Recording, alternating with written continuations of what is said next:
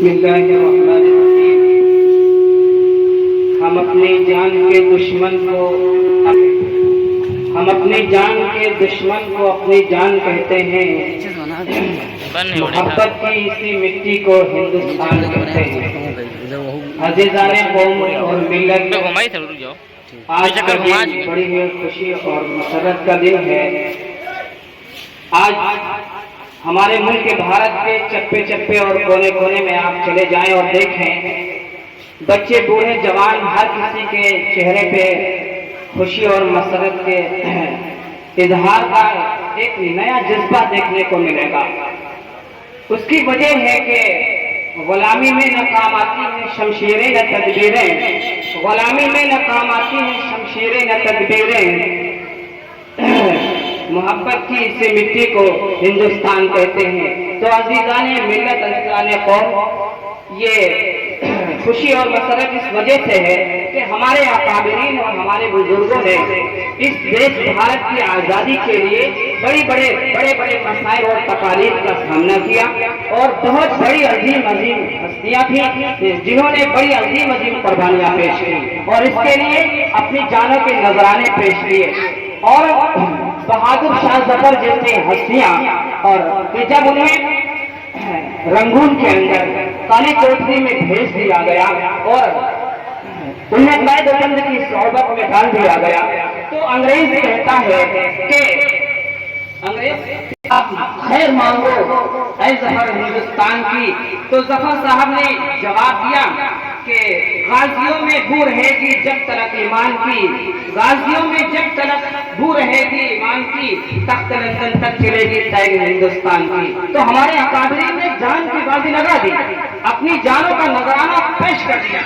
और अपने मुल्क के वतन अजीज के लिए अंग्रेजों के सामने न झुके न दबे और न उनके सामने सस्ता हुए। लिहाजा उन्हीं की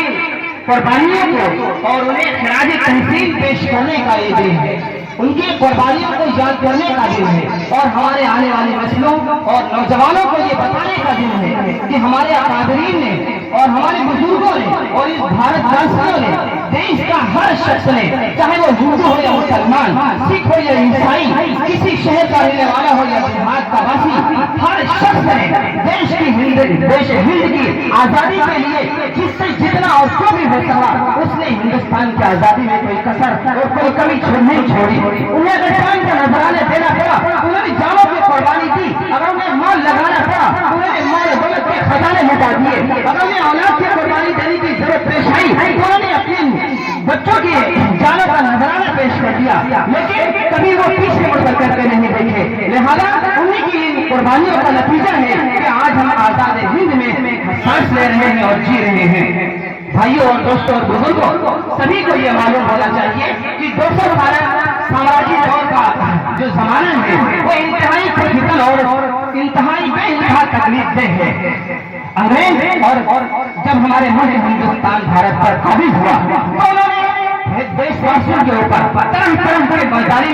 रवा किए और तरह के जुल्म ज्यादती किए। यहाँ तक कि हमारे गैर मुस्लिम भाइयों के अंदर उनके धर्म के लिए कि वो गाय को अपनी पवित्र माता समझते हैं, लिहाजा वो गाय के न गोश्त को खाते हैं और न उसके जिस्म से बने हुए किसी चीज को इस्तेमाल में लाते हैं। लिहाजा अंग्रेजों ने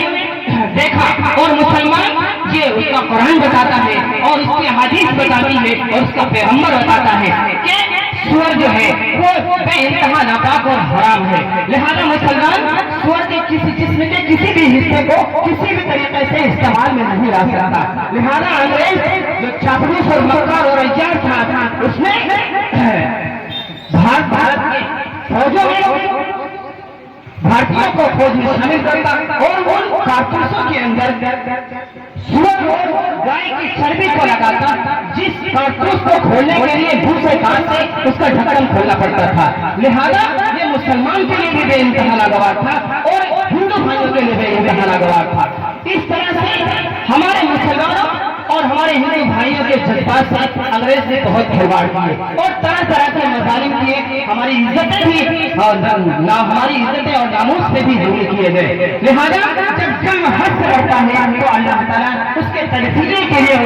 اس کے ازالے کے لیے اللہ تعالیٰ کوئی ناصر اور مددگار پیدا کرتا ہے۔ یہ نظام خداوندی اور قانون پروردگار ہے۔ لہذا اللہ کے فضل و کرم سے ہمارے قابلین نے اور دیش واسیوں نے اس دیش کی آزادی کے لیے کمر بستہ ہوئے، اور پھر ایک دن وہ آیا 18 جولائی کا 1947 کا آزاد ہند، جو 15 اگست کی آخری رات کو 15 اگست 1947 کو ہمارے دستور ہند نافذ کیا گیا اور ہمارا بھارت اور ہمارا دیش آزاد ہند کے نام پہ موصول ہوا اور ہمارا دیش آزاد ہوا۔ لہذا اسی وجہ سے ہم اس 15 اگست کو جو 1947 میں آزاد ہوا، اس دن سے لے کر کے آج تک، اور جب تک ہم قائم رہیں گے، ہمارا دیش قائم رہے گا، دنیا قائم رہے گی، پوری دنیا کے اندر جوش و خروش کے ساتھ 15 اگست انشاءاللہ یوں ہی منایا جاتا رہے گا۔ اور یہ جو ہم پر انتظام ہے کہ مسلمان دیش سے محبت نہیں کرتا، پیار نہیں کرتا، اور اس کے بعض مواقع پر اور تذکرے اور تبصرے ہوتے رہتے ہیں، یہ سراسر ظلم ہے اور ذاتی ہے، اور ان کی نادانی ہے، ناعلمی ہے، کم علمی ہے۔ لہذا حقیقت چھپ نہیں سکتی کبھی جھوٹ وسولوں سے، اور کچھ تو آ نہیں سکتی کبھی کاغذ کے پھولوں سے۔ ہماری قربانی کے حصے تواریخ کے اندر موجود ہیں۔ انڈیا گیٹ پہ ہمارے قربان، ہمارے جو مجاہدین آزادی قربان ہوئے، ان کے نام درج ہیں اور اتہاس میں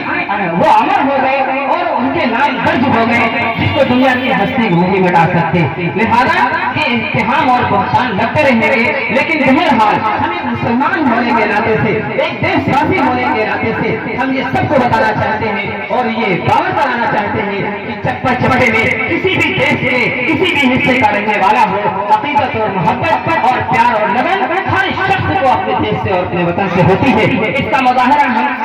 ہر شخص جانتا ہے اور کر سکتا ہے کہ اگر کوئی شخص پردیش چلا جائے، کسی دوسرے ملک کے اندر چلا جائے کسی بھی وجہ سے، اور اگر اسے یہ معلوم ہو جائے کہ ہمارے دیش کا، ہمارے ہندوستان کا رہنے والا وہ 4-10 کلومیٹر کے اوپر یا 50 کلومیٹر پر رہتا ہے، تو وہ پہلی اس کی تمنا اور پہلی یہی خواہش اس کی ہوتی ہے کہ ہم جا کر کے ملیں، کہ دیکھیں کس شہر کا ہے، کس ضلع کا ہے، اور ملاقات کرتے ہیں۔ بھائیوں،